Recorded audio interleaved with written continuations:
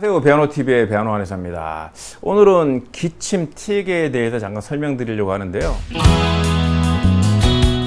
기침 틱이 뭐야?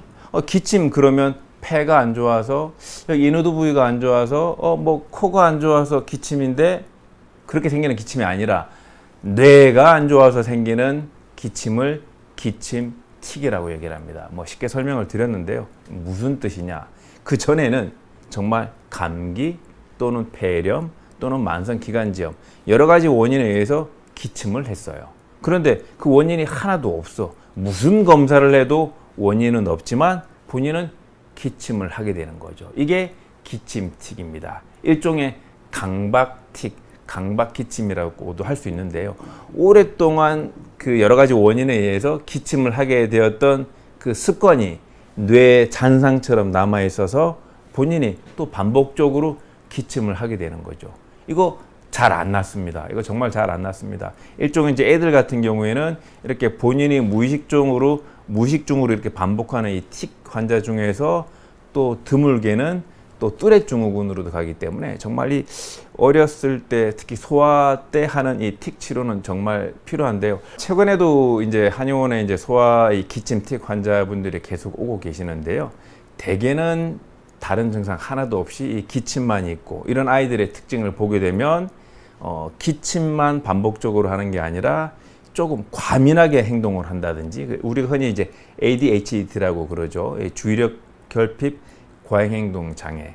그러니까 기침을 틱 형태로 해서 다른 원인 없이 기침을 하고 있는 아이들의 특징을 보게 되면 다른 행동에 있어서도 조금 약간 좀 산만하고 또 뭔가 좀 과민하게 반응하는 그런 친구들이 있습니다. 이런 친구들은 여러 가지 학습 능력이라든지 여러 가지 사회 활동, 여러 가지에 또 이렇게 영향을 끼칠 수가 있기 때문에 정말 꼭 치료를 해야 되는데요. 이런 기침 틱을 갖고 있는 친구들의 특징이 결국은 이 목에 대한 불편함이 있습니다.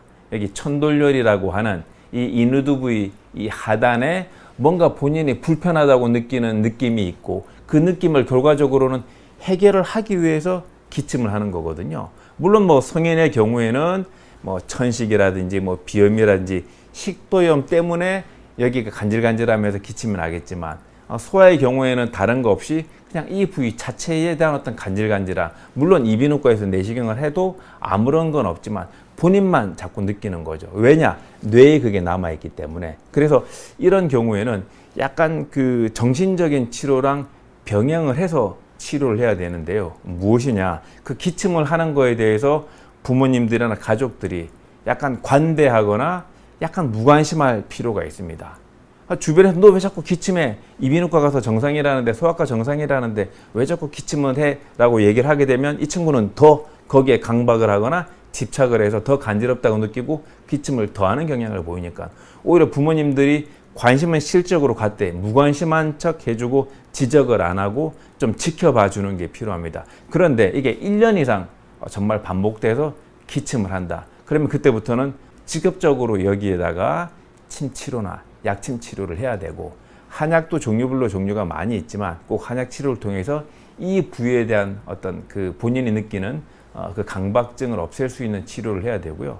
그 다음에는 자신감을 심어줘야 됩니다. 이런 친구들은 뭔가 본인이 불안하고 또는 부족하고 내가 잘 안 되는 게 아니냐, 이런 심리, 약간 위약한 심리를 갖고 있기 때문에 칭찬을 해줄 수 있는. 저 같은 경우에도 이 기침 틱을 주증상으로 갖고 오는 친구들이 있으면, 야, 너는 여기 오는 친구들 중에서 침도 제일 잘 맞아. 제가 여기다가 직접 약침 치료하는데 정말 이거 공포감이 있거든요.